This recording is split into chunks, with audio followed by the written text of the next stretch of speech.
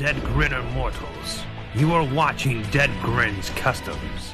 Like this video and subscribe to this channel before I destroy you all. Don't you like this color? Isn't it as beautiful as his customs? Go on, worship this channel, or else. Hey Deadgrinners, this is Deadgrin and welcome to another episode of Deadgrin's Customs. Today's episode we're going to be focusing on my custom Super Saiyan 4 Rose Goku Black made with the Dragon Stars Super Saiyan 4 Goku. So let's take him off the stand and have a closer look. Alright guys, so here he is off the stand. Let's take a really close look. So I replaced the hands with the Dragon Star Goku Black, since I really don't have any use for it anymore, since I'm using the lower half to make this custom. And so for the last time you guys saw, I had already applied a dark pink, and I just dry brushed some light pink over that, so you can see all the detail in the fur.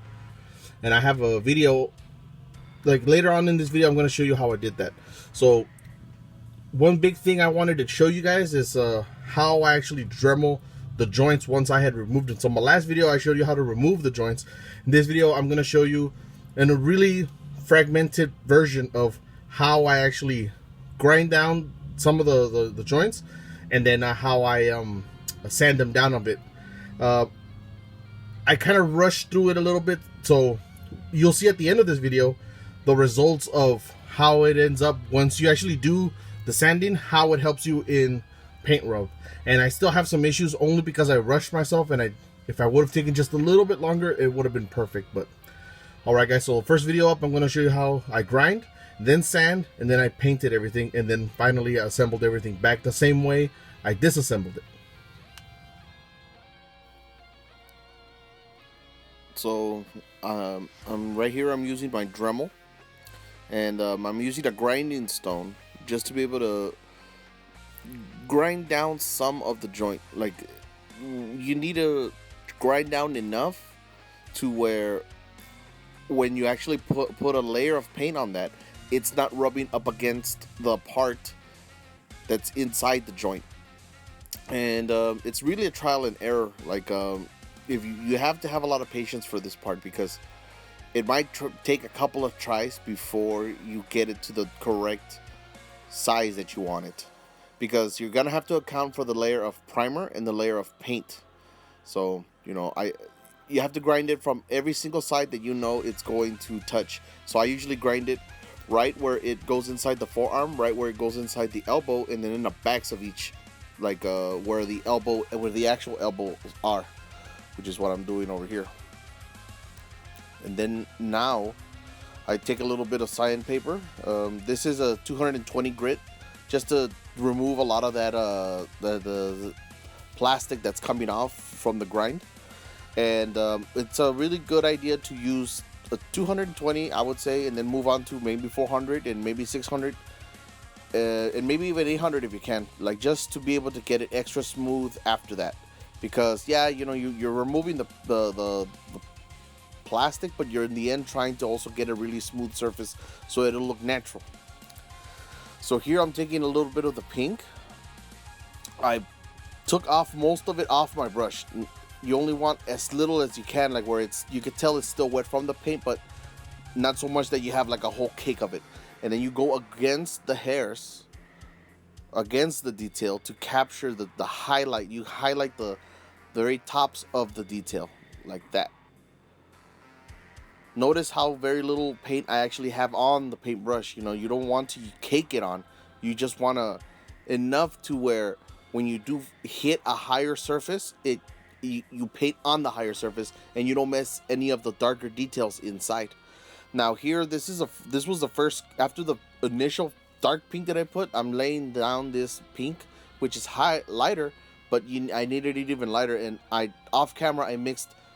After all this dried up, I used the same pink, and I added some white to get it even lighter, and I dry brushed that on top of what I had already painted, and it highlights it even more. And you'll be able to see the end result at the end of this video, and you probably saw some of it at the beginning of the video. But yeah guys, you try to just take off as much as you can. Look right here, you can see the differences. At least I can. On the right, left arm, it's a little bit lighter than the right. Alrighty, so let's let me show you. If this would have had, if I wouldn't have grinded all that down and sanded it down, I wouldn't be able to do this and maintain the paint there. Same thing with the shoulder. I sanded those parts down as well. You see, and the paint doesn't come off. And that's the only way you guys can do that. You have to remove the point. I mean, you have to sand down the part and actually, you know,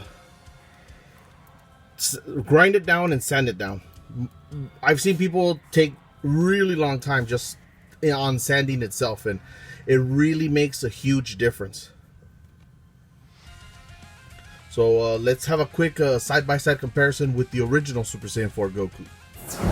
Alrighty, so here he is.